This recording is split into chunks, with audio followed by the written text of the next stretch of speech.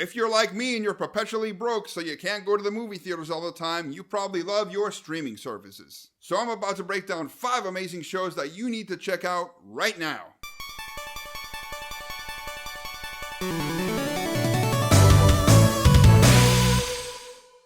Every time you go to the theater, you buy a movie ticket, you buy your snacks, you just coughed up enough money to pay for about 5 or 6 months of Netflix or like a year of Amazon Prime. So if you're like me, you probably love your streaming services. You like to just sit at home and watch those movies or shows anytime you want, day or night. You don't have to go all the way to the theater. You don't have to spend a bunch of money. You don't have to deal with like rude people who work at the theater. You don't have to deal with assholes around you being on the phone or anything. And that's why I love Netflix, Amazon Prime, Hulu, DC Universe, all those streaming services. Scratch those last 2. We can't get Hulu or DC Universe over here in the Middle East. So for some reason, they don't allow us to download and use those services here. So the only way that you can watch shows or movies on Hulu or DC Universe is by using a spoofer or VPN or whatever, or just straight up going and pirating the shows or watching them on a streaming site. And I hate pirating, I hate bootlegs, I hate all that stuff because it costs the crew who work so hard on those productions money. And that sucks because I want to watch Blumhouse After Dark. That sucks because I want to watch the DC shows like Swamp Thing and all that stuff. You know, if they're not busy canceling them. That being said, I'm only going to be talking about Netflix and Amazon Prime when I tell you what shows that you should be watching right now. Patriot.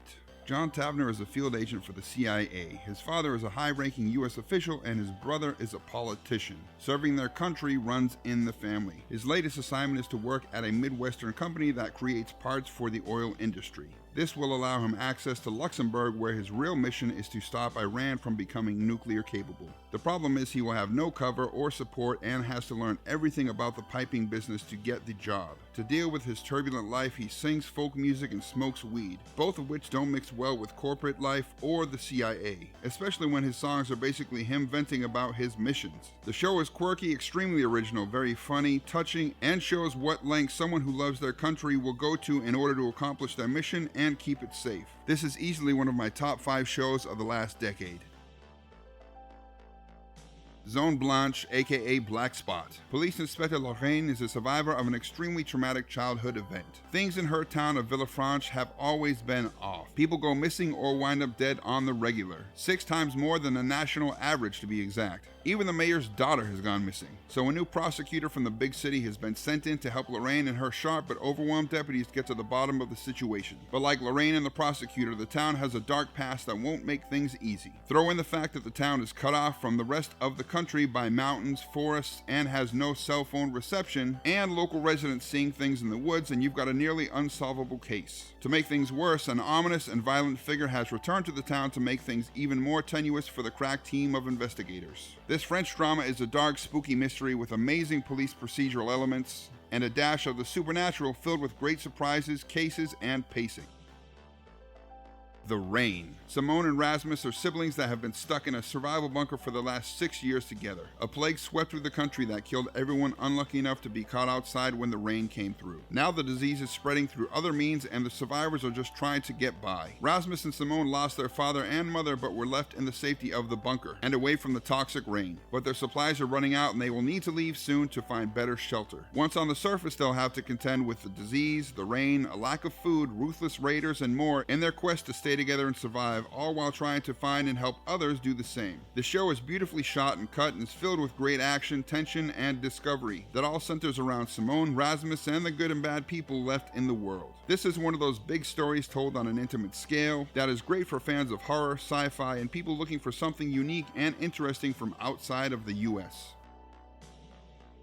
American Gods. Shadow Moon is a newly paroled ex-convict just trying to get back to his wife and live a good life on the straight and narrow. But fate has other things in mind for him and his wife. On his way home, he meets a mysterious and charismatic man named Wednesday, who offers him a job, but what he thought would be a simple job as a bodyguard and a driver is only the surface of a cross-country adventure that started hundreds of years before Shadow was even born. You see, the old gods of the Native Americans, the gods of the immigrants who populated this country, may or may not be real. All it takes is for the faithful to believe in them and they come to exist here in America. Now, Shadow was caught in the middle of a conflict as old as America itself. The show expertly handles Neil Gaiman's amazing book, which I've had the pleasure of reading multiple times, and it blends it with some modern elements and some new twists, which fans of the novel and viewers new to the universe will really enjoy.